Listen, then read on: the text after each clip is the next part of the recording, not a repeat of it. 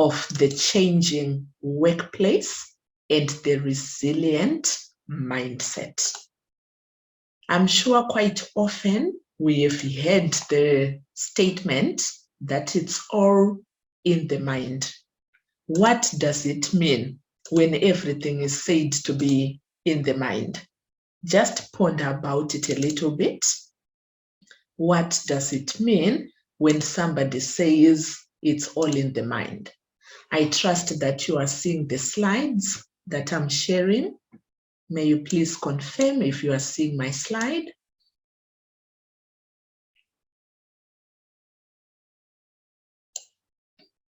Perfect. Thank you very much. So I was saying often we have heard the statement that it's all in the mind. What does that really mean? Let me use the example of the COVID-19 pandemic. When it struck and we had our first case of COVID-19 here in South Africa in 2020, each time I would go out to the shopping malls, etc., and somebody next to me coughs. By the time I get home, I will be feeling like I have the symptoms of COVID-19 virus already. And I remember at one time, I rushed to our family doctor for a checkup. And all she said to me was, it's all in your mind. There is nothing here. It's all in the mind. So there is so much power in the mind, because what you think gets to determine how you feel. And your actions are usually connected to how you feel. So even your perception of the future lies in the thoughts that you have. So this popular statement that it's all in the mind, it simply means that it's in your thoughts and may not necessarily be the reality. So in this module, we are going to be exploring the kinds of changes that we experience in the workplace and how the resilient mindset helps us to soldier on amidst all the changes. The course is designed to benefit both the employee and the team leader, as well as the organization which the employee is working for. Because believe it or not, if everyone at work is stressed, demotivated, and struggling to cope, that will get to affect the organization at that organizational level. So it's imperative that everyone is in a good state of mind, or at least they are empowered to be able to deal with the situations that are surrounding them. Change within the workplace is something which is inevitable. Somebody once said, when you stop innovating, that means you stop growing, and that means you start dying. So for organizations to survive, there are many things which they need to do so as to support their employees during the period of change. And nowadays, employers have been seeing the need to look after the well-being of their employees at all times. And it's not just out of a duty of care for the employee, but it's actually for the very survival and the success of the organization. Earlier on, we saw that people are a very valuable resource within an organization. So even though the organization will do everything in its power to care for its employees during times of change and uncertainty, the employees themselves also need to be able to look after their personal well-being and make sure that they remain positive and strong when the times are difficult. And such times include moments when there are major changes within the organization. For example, a complete restructuring, and this could affect those who stay on with the organization and even those who leave the organization during the period of change. So in this course, we are going to look at how you can get to develop that, resilient mindset. Business nowadays is highly dynamic. Nothing is ever constant. Change is happening everywhere. And it's only those with a resilient mindset who will get to survive the turbulences that are happening all around organization. So we are going to be looking at situations where organizations and employees are going through difficult times. And as an employee, you are unsure whether or not you will have a job in the next 3 months, etc. So this course will demonstrate how you can start to develop a resilient mindset or a more resilient mindset and be able to face the future with confidence. So by definition, resilience is the process of adapting well in the face of adversity, trauma, tragedy, or even where there are significant sources of stress. So it's not about running away or disappearing from the scene, but it's about adapting well in the face of all those threats. Resilience is also defined as the ability to adapt and bounce back when things don't go as planned. It's like a tennis ball. When it hits the ground, it does not remain right there on the ground. It quickly bounces back. And that is what a resilient mindset will do to an employee who has taken time to nurture and to grow their resilience. We need to be able to learn from mistakes and move forward rather than dwell on failures. So being resilient in some situations can even build inner strength and build confidence in many other areas of life. So now when we talk of a mindset of resilience or a resilient mindset, we are looking at the capacity to continue to develop despite disruption. In other words, we are looking at your capacity to be able to adapt to changing circumstances. Like nowadays, people are working from home.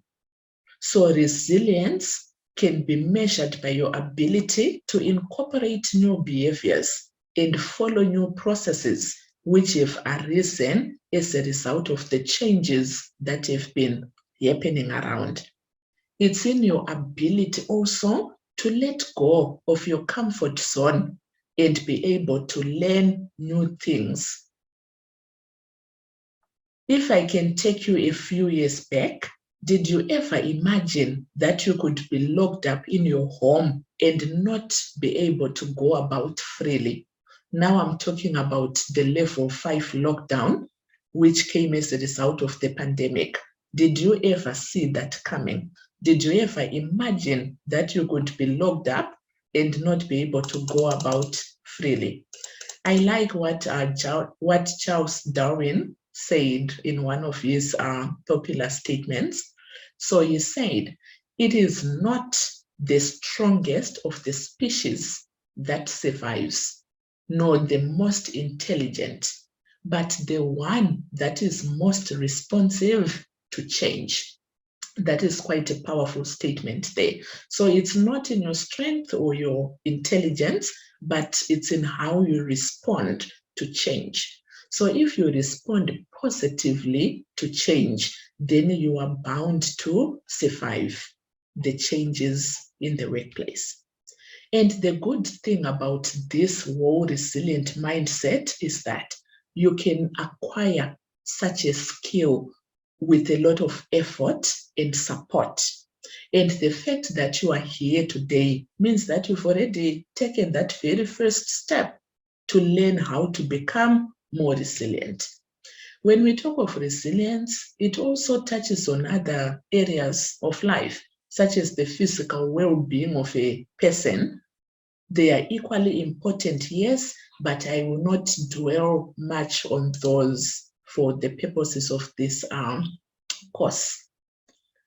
So if I were to ask you in the chat function, what are some of the changes that have happened in your workplace in the past 2 years? Can you quickly pop in the chat function? What are some of the changes that have happened at your workplace over the past 2 years? Is there anything that you can pick? Okay, I'm seeing working from home, communication methods, the procurement system has changed there for Simba, no face-to-face talking, new team members, jobs, etc. So all these are examples of changes that have been happening in the workplace.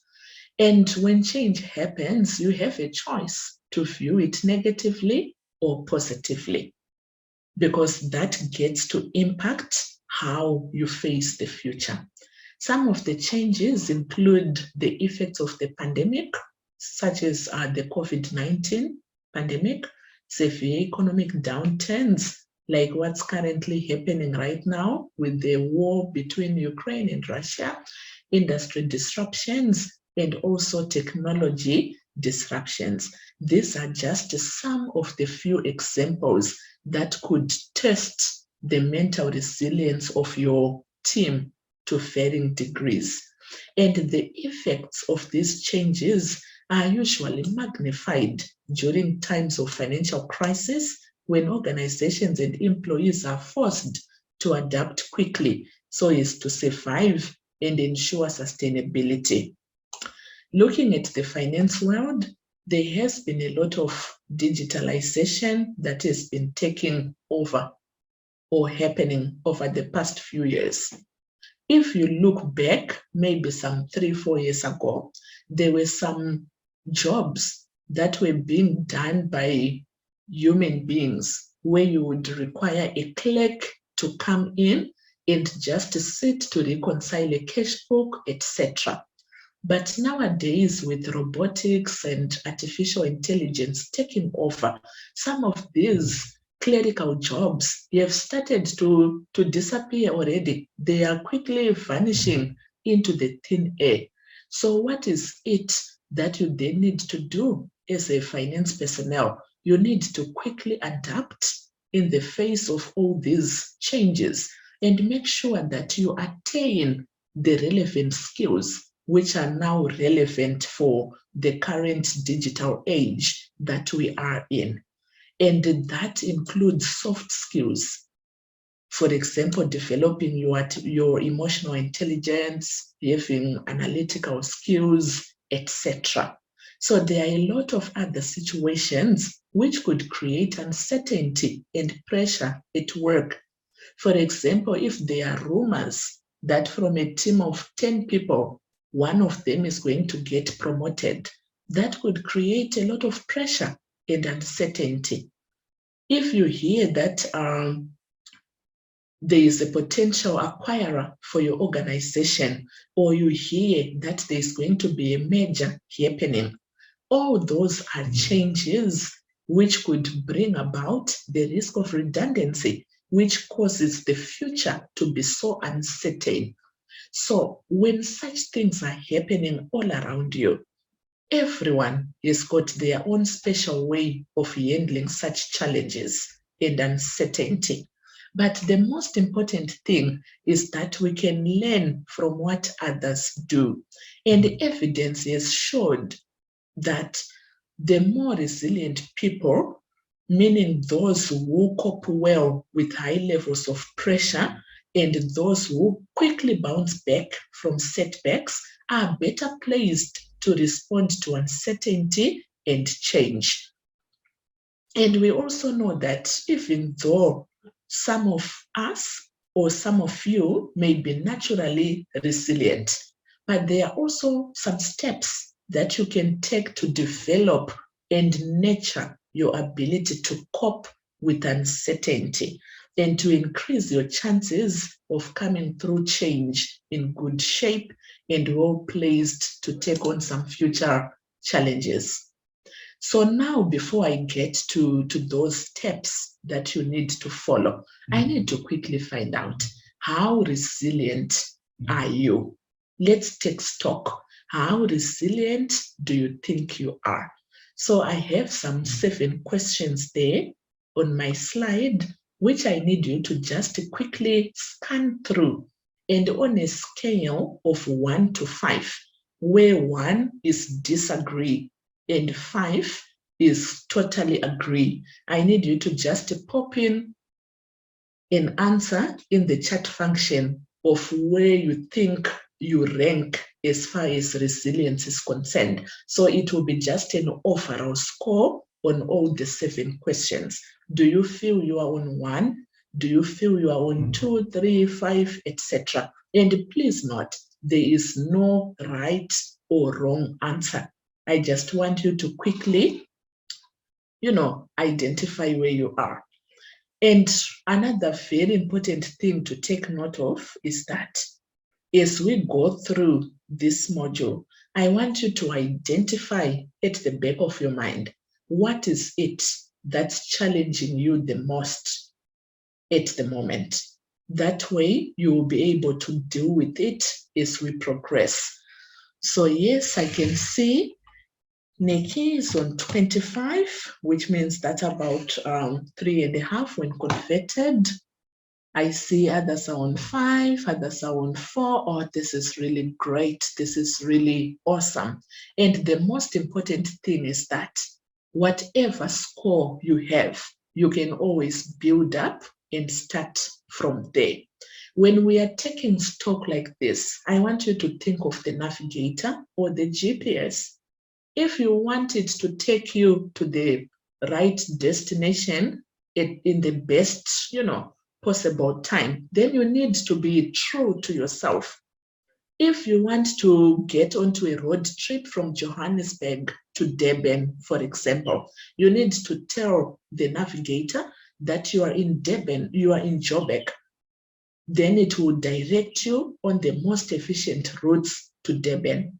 But if you put on the GPS there that your location is Cape Town, then you are going to get directions for somebody who is driving from Cape Town to Durban. So you need to be very true to yourself when you are taking stock. Okay, so it's very interesting. We are all at various levels. So like I mentioned earlier, the most important thing is that no matter the level that you are on, you can always build up from it. If your response, for example, is between 4 and 5, it means you feel that you are coping really well with your current situation, but there is always room for improvement. You can always do better and better from there. And if you feel that maybe you are ranging between 1 and 3, then you don't have to worry. This course is for you. It will give you the tools that you need to build that resilience. So, on your personal note, what are those key components that you need for personal resilience? I'm going to look at confidence, purposefulness, adaptability, and social support. I will narrow it down to these 4 elements, but there are many other things that could contribute to personal resilience. And the exciting thing is that all these are skills which can be developed over time. So when we talk of confidence, confidence is about having feelings of confidence. In other words, it's being effective in coping with stressful situations and a strong self-esteem. All these which are characteristics of resilience. So the frequency with which individuals experience positive and negative emotions is also key because it gets to affect your confidence. Purposefulness is yet another key component towards building your personal resilience. You need to have a clear sense of purpose and values. Because when you have and you know your purpose, that will continue to give you direction in the face of setbacks. But when you don't know your purpose, you will be bound to get tossed up and about. Adaptability, which is yet another key component, is about how you adapt to the situations which are beyond your control. Resilient individuals are naturally those who are able to cope well when there is change, and their recovery from setbacks is usually very quick. They adapt well. Social support is all about building good relationships and seeking support from others to help you overcome adverse situations. It's better to walk the journey with others so you can go further than to walk it all by yourself, because then you can only go far. Okay. I want us to take a look at the case study about Sianda, because they are very crucial concepts or lessons which we are going to be drawing about what's happening here. Because remember, we are looking at building a resilient mindset in the midst of setbacks. So in this case study, we are told that Sianda works for a huge organization, and in the past, she used to be a nota during negotiations. By the way, you know that when there is a team of people that goes to negotiate, there will be just that one person who sits quietly making notes. They don't say anything, but they will be making notes. So that was Sianda. And following a technical excellence, she recently got a promotion, and she was assigned to go and negotiate a deal on behalf of the company. And as the negotiations were going on pricing, the other party shouted to say, oh, so it's 100 mil all in. And when Sianda just had 100 mil, she was like, yes, that's it. She missed the phrase all in. And she went on to sign the deal. And guess what? That resulted in a loss of 30 million in revenue for your organization. What did that mean? It means the 100 million, which was the revenue from the deal, was to be inclusive of VAT, hence the clause all in. So if Sianda had captured that, then Sianda would have argued to say, no, it's not all in, it's X VAT. But just because she missed that, she signed the deal. And now this has come to the attention of your manager and the entire team that she works with. So given this scenario, I need you to just think and tell me how you would feel if you were in Sianda's shoes. Would you feel angry at yourself? Would you feel frightened that you might lose your recently earned promotion? Or would you feel determined to do better next time? Please let me know through the chat function. How would you feel if you were Sianda? Would you feel angry at yourself to say, how could I make such a mistake? Or would you feel frightened that you are going to lose your recently earned promotion? Or would you feel determined to do better next time? How would you feel?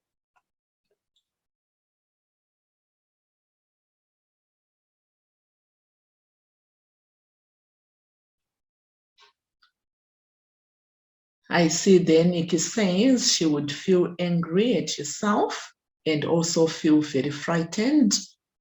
Nondumiso would feel frightened that she's going to lose her recently earned promotion. Let's hear from others. I just need one or two more responses. I need to gauge where we are. Hartus says that he would be determined to do better because one only learns through mistakes, although it can be costly sometimes. Okay, perfect. A couple of other responses are saying that one would feel angry and disappointed, others would feel, upset. So yes, all those feelings could easily rope in and fly over Sianda's head because this is a real situation that has happened.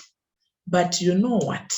The most important thing, or what really matters the most here in terms of getting Sianda through it all, is in her being able to take control of things like her self-confidence and the extent to which she can draw on social support. And how she does that is very important. How adaptable she gets or she becomes towards this situation is also very crucial. Some people find it very easy to quickly adapt to changing situations, but others don't. And trying to find purpose, or really trying to create a sense of purpose when there is a challenge, it can be really difficult. Yet it's very important to do so. So now, what then is the first step when you find yourself in Sianda's situation? The number one thing, you need to get things into perspective, right?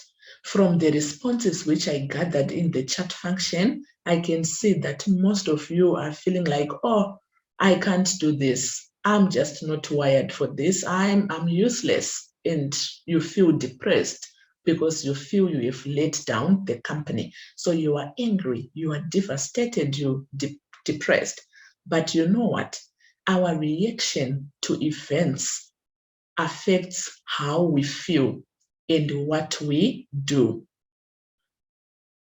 Please take note of that chain. Our reaction to events in terms of how we feel and what we do is the direct result of our perspective on what has happened. So I need you to picture this. I will draw it again later. So it begins with a situation, right? Something has happened here. There is a situation. But can you really change it? You can't change it because it has already happened. So this situation, it triggers a thought or some beliefs in you. So you begin to think, I'm useless, I can't do that, whatever.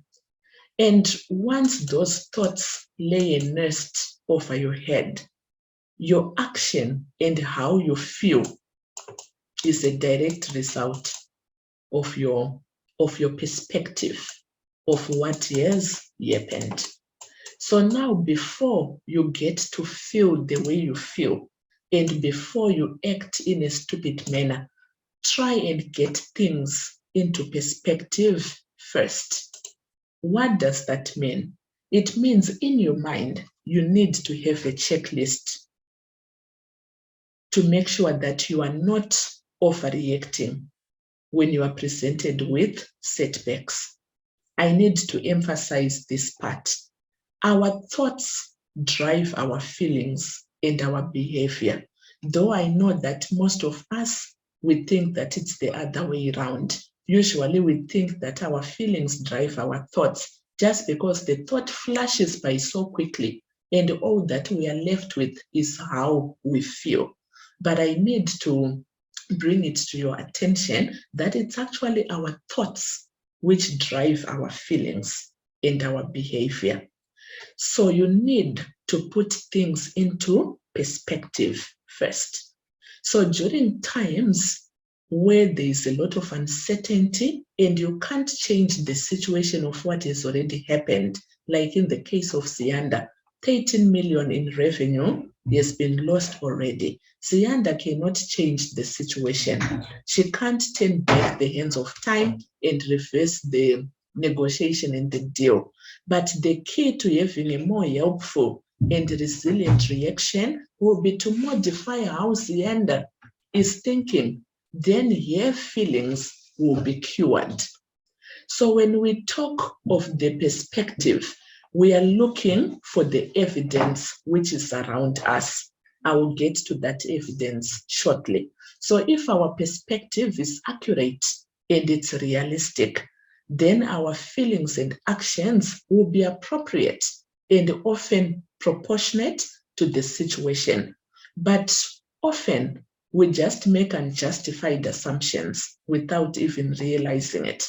And if the assumptions that we make are negative, it means our feelings and behavior is also going to be more negative than what the situation actually warrants. So it's important to get things into perspective, and you do that by gathering the evidence which is around you.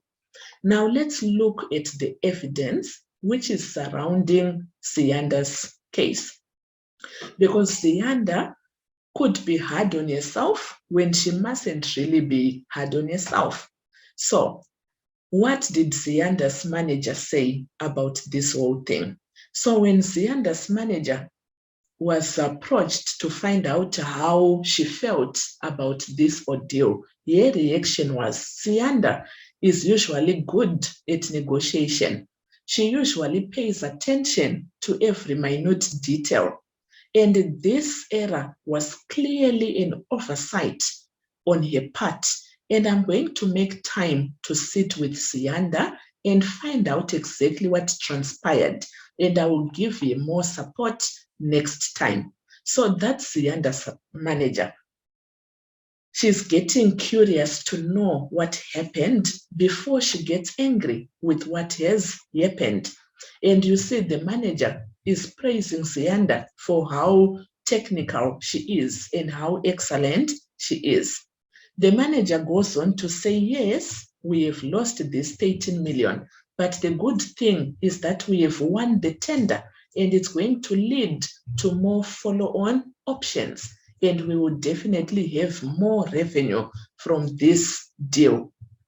So there you see, the evidence from Sianda's manager is suggesting that Sianda's feelings and fears and thinking is not realistic or helpful at all. She needs to amend it accordingly.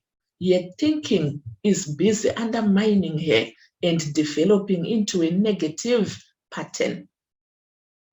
So getting things into perspective helps you to learn to spot challenges and reframe all the inaccurate negative assumptions and beliefs which you may have. I know this may not be an overtime thing, but with a lot of effort, it can be a very powerful tool of improving your confidence, resilience, hence your chances of success. So before you undermine yourself for the errors that you have made, look for the evidence that's around you. And often people make thinking errors, especially when they have a bias towards thinking in a particular way. So regardless of whether their thinking is supported by objective evidence or not, they just get to think in a particular way. So it would be very helpful as we are navigating through this course to identify your own biases and to learn to challenge your thinking by checking out the evidence for and against these thinking errors when they occur. So the real problem is not in thinking wrong, but it's when there is a pattern to the assumptions that we make. Do you regularly over-magnify small things? Like if somebody makes a typo, then you see it as catastrophic. When somebody misses a deadline, then you see it as the end of the world. Do you regularly do that? If it's a regular pattern, then that could be a thinking error, which definitely needs to be corrected. So you need to guard your thoughts and take stock regularly and nip all the thinking errors while they are still in the bud. In other words, if you commonly think that I really should have been able to do that, yet the actual evidence is that why should you really be able to? Or if you often hear should, the word should, a lot in your head, or you commonly think, oh, I didn't get it 100% right, so it means it was absolutely rubbish. Those kinds of patterns are called thinking errors, because your thoughts are continuing to go down the same wrong track over and over again in different situations, and you are prone to failing and to lose confidence because of those thinking errors. So when you spot your own thinking patterns, please be very quick to stop them in their tracks. People usually make thinking errors which are not even supported by any evidence around them. Let's take a quick look at some of these thinking errors. Magnification or minimization. This is where you exaggerate problems and imperfections. You miss a deadline and you go like, oh, it was a complete disaster. Or you have the problem of minimization, whereby you do something perfectly well and you get praises. Then you go like, it wasn't nothing much. I didn't really do anything much. Those are thinking errors which you need to correct, because they hinder your build up towards a resilient mindset. Another thinking error is the all or nothing thinking, where you just get to see everything in black and white categories. If, for example, you miss a deadline, then you would just say, I'm a failure. And just because you were late today for a meeting, then you go like, oh, I'm never going to be reliable. So it's either all or nothing.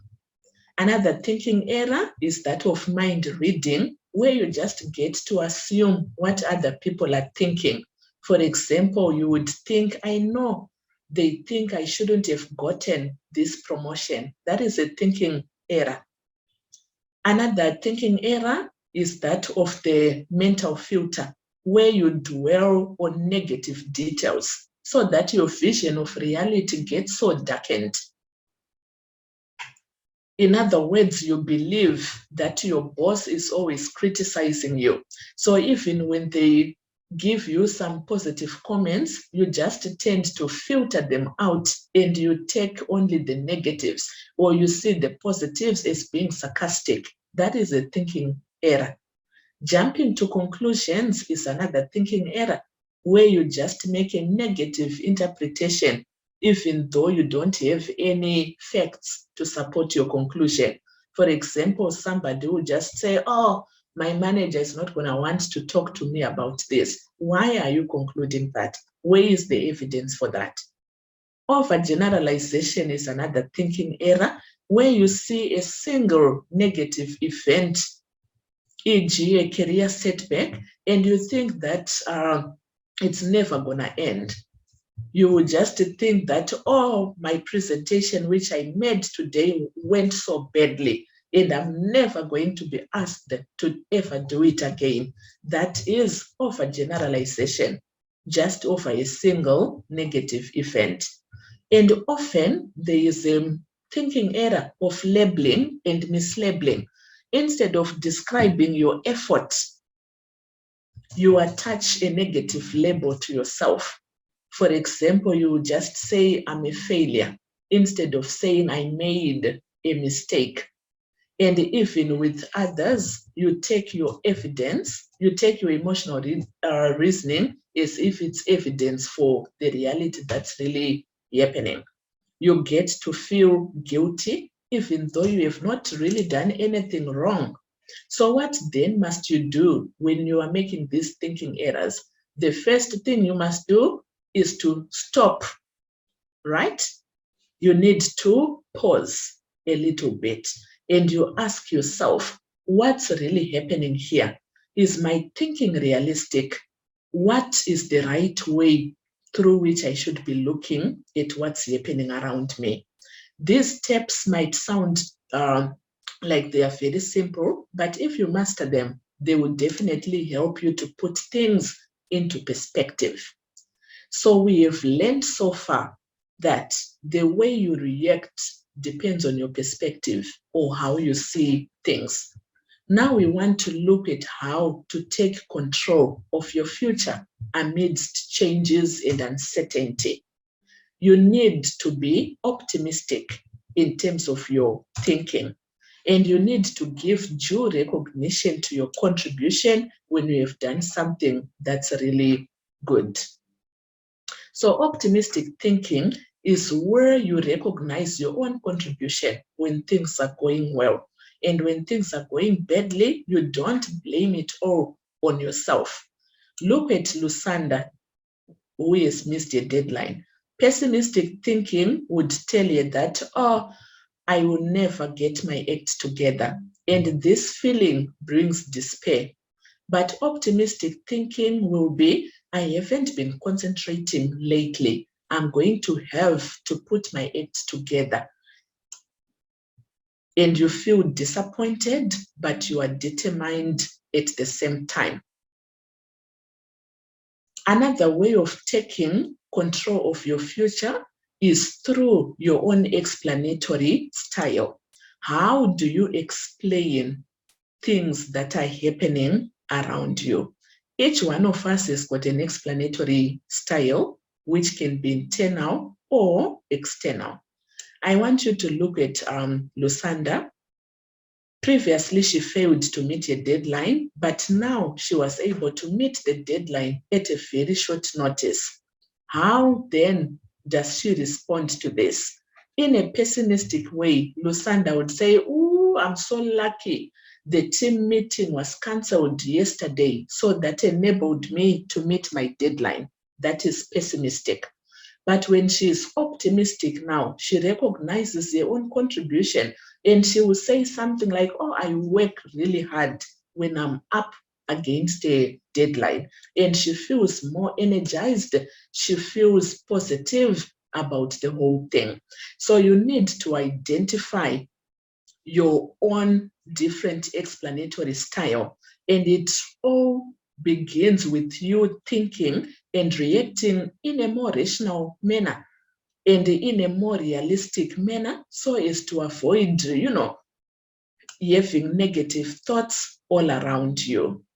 So a positive explanatory style makes you to become more optimistic in terms of how you view things.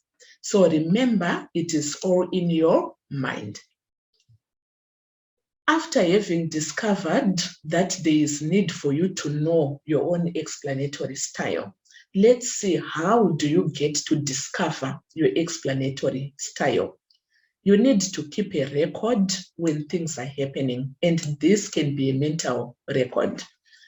I'm going to make use of this illustration here that you are seeing on the slide.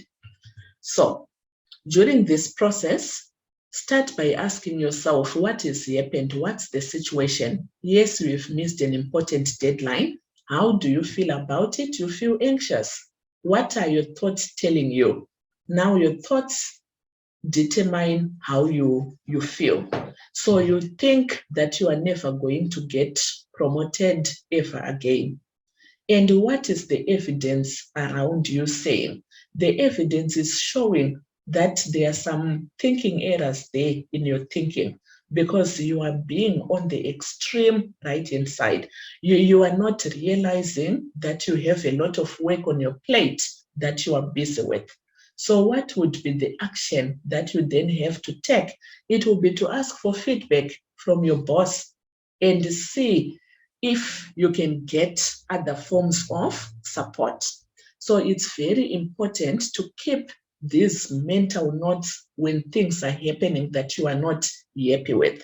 So as you take mental notes of the situations, check your thoughts. Are you developing a particular line of thinking which is optimistic or pessimistic? So far, we have looked at how to make sure that your thinking is helpful and realistic. But Precious, we have about 5 minutes left. Thank you, Nikki. I'm almost there. So most importantly, you also need to be able to draw on the relationships that you have in your network. So make sure that you continue to nurture your relationships, because they will be there to support you during times of need. So now these are questions that you could easily ask yourself. How strong is your relationship network? Remember, You need reassurance from family. You need to get feedback on evidence when things are happening. So when you are under pressure and there's a lot of uncertainty around you, don't soldier on alone.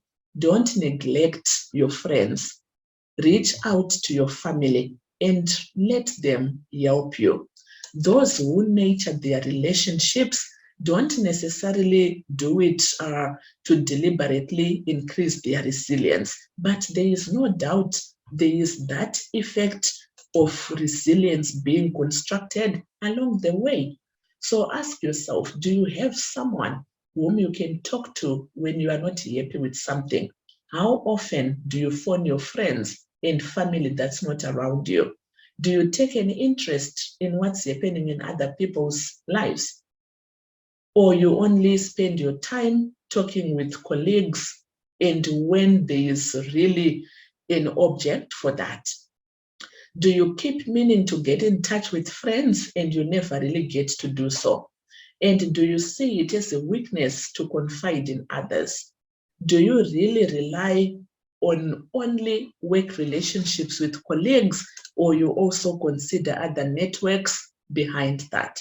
So please, the key note to take home here is the fact that when a situation happens, it triggers a thought which affects your feeling and your action. So you need to make sure that your thinking is right, because you can't change the situation, but you can change your thoughts so that your feelings and your actions will be good, and it will be feelings of resilience, because that is all that you need to prosper.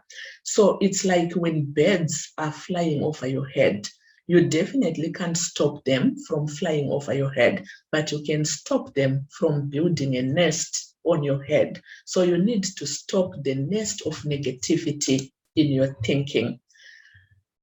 I do acknowledge the BPP CPD courses in spirit.com and the Resilient Institute, as I drew a lot from them for my presentation. Thank you all very much. Oh, I love that last slide. It is so true. It took me so many years, Precious, to realize that I create my own reality through my thoughts, and that it is really, I am in control of my thoughts. I am not a slave to my thoughts. So thank you so much, Precious. This was very, very helpful. Thank you to everybody who joined us today. I really hope you got a lot more out of the session than you bargained for. I believe in paying it forward, so I would really appreciate it if you pass it along to your colleagues or to HR or to other people specifically in the finance industry. That's the place where we need our leaders to come from, and if you can inspire one other person to look at one part of the presentation, then that will be very leadershipy of you. I don't want to keep you any longer. I want to thank you for your time, for investing in yourself.